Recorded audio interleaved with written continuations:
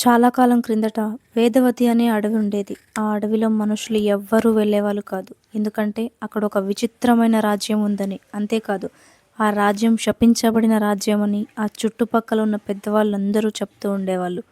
కానీ వేదవతి అరణ్యం ఒకప్పుడు ఎంతో వైభవంగా, మహాద్భుతంగా ఉండేది. ఆ రాజ్యం అంతా రాజు, రాణితో సహా కలిసి ఆ ప్రజలంతా ఎంతో సంతోషంగా ఉండేవారు. కానీ ఒక రాక్షసి శాపం వల్ల ఆ రాజ్యం నాశనం అయింది. అదే కాకుండా ఆ రాజ్యపు రాజు, ఆ ప్రజలు అందరూ ఆ శాపంలో చిక్కుకొని అరుణచంద్రుడు వెలిగే రాత్రుల్లో మాత్రమే కనిపిస్తారని కథలు కథలుగా చెప్పుకునేవారు. ఇది ఇలా ఉంటే ఆ అరణ్యంలోకి పక్కగా ఉండే ఒక గ్రామంలో విహాన్ అనే ఒక యువకుడు ఉండేవాడు. అతనికి ఎప్పుడు రహస్యాలు అన్నా, కొత్త విషయాలన్నా ఆసక్తి ఎక్కువ. చిన్నప్పటి నుండి ఆ వేదవతి అరణ్యం గురించి, ఆ శాపగ్రస్త రాజ్యం గురించి వింటూ పెరిగాడు విహాన్. విహాన్కి ఎలాగైనా సరే అదేంటో ఒక్కసారైనా చూడాలి అని అనిపించేది. ప్రతి 5 సంవత్సరాలకి వచ్చే ఆ అరుణచంద్రుడు మళ్ళీ రానే వచ్చాడు. ఈసారి ఎలాగైనా విహాన్ ఆ వేదవతి అరణ్యంలోకి వెళ్ళి తీరాల్సిందే అనుకున్నాడు. అక్కడ ఏం జరుగుతుందో తెలుసుకోవాలని నిర్ణయించుకున్నాడు. ఆ అరణ్యంలోకి విహాన్ అడుగు పెట్టడానికి అన్నీ సిద్ధం చేసుకున్నాడు. మొత్తానికి విహాన్ ఆ అరణ్యంలోకి అడుగు పెట్టాడు. చుట్టూ చీకటి, ఎర్రచందనం కురుస్తున్నట్టుగా ఉంది ఆ అరణ్యం. చెట్ల మధ్యలో పొగలు, గాలిలోంచి ఏవేవో అరుపులు. విహాన్ ఒంట్లో భయం పుట్టింది. కానీ వెనక్కి తిరగలేదు విహాన్.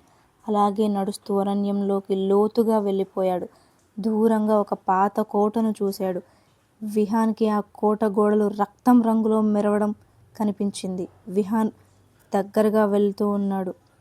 మరుక్షణం ఆ రాజు, రాణి, ఆ ప్రజలంతా ఒక్కసారిగా ప్రత్యక్షం అయ్యారు ఆ కోట ముందు. కానీ వాళ్ళెవ్వరూ మనుషులు కాదు. అవును, వాళ్ళంతా ఆత్మలు. విహాన్ తేరుకునేలోపే ఆ రాజు ఇలా మాట్లాడాడు. మా రాజ్యం మా సింహాసనపు చేతుల్లో ఉంది అని.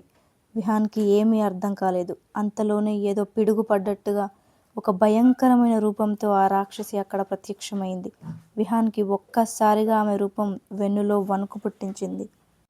ఆమె కళ్ళు అగ్నిజ్వాలలోని లావాలా ఎర్రగా మండుతున్నాయి. ఆమె జుట్టు నల్లని పొగలా కదులుతోంది. ఆమె గొంతు వినడానికే భయంకరంగా ఉంది. ఆ విపరీత స్వరంతో ఆ రాక్షసి ఇలా అంది. ఈ రాజ్యాన్ని రక్షించాలంటే నన్ను నువ్వు జయించాలి అని అంటూ అడవి మొత్తం వినిపించేలా గర్జించింది. విహాన్కి ఒక్క క్షణం ఏమీ అర్థం కాలేదు. రాజు తనకి ఏం చెప్పాడా అని ఆలోచించసాగాడు. తను తేరుకునే లోపే ఆ రాక్షసి విహాన్ మీద తన మంత్రశక్తులతో విహాన్కి చెమటలు పట్టిస్తోంది. ఆలోగా ఆ రాక్షసి, ఎలా ఇన్నేళ్లుగా ఎవరూ రాని ఈ ప్రదేశానికి నువ్వెలా వచ్చావురా అంటూ గర్జించింది. ఈ సింహాసనం ఎక్కి ఏలుదాం అనుకుంటున్నావా అని అరుస్తోంది. ఒక్కసారిగా రాజు చెప్పిన మాట విహాన్ చెవుల్లో వినిపించింది. సింహాసనమా, సింహాసనం అంటూ చుట్టూ చూడసాగాడు. సరిగ్గా ఆ సింహాసనం తనకి ఎదురుగా మెరుస్తూ కనిపిస్తోంది. పరుగున విహాన్ సింహాసనం దగ్గరికి వెళ్ళడానికి ప్రయత్నిస్తున్నాడు. కానీ ఆ రాక్షసి అతన్ని వెళ్ళనివ్వట్లేదు. ఎలాగోలా విహాన్ మొత్తానికి ఆ సింహాసనం దగ్గరికి చేరుకున్నాడు. కానీ అక్కడ తనకేమీ కనిపించలేదు. ఈలోగా ఆ రాక్షసి ఒక్క ఉదుటిన విహాన్ని గాల్లోకి లేపి కింద పడేసింది. అప్పుడు కనిపించింది విహాన్కి ఆ సింహాసనం కింద ఒక చేయి ఆకారం, దాంట్లో మెరిసిపోతున్న చంద్రవంక ఖడ్గం.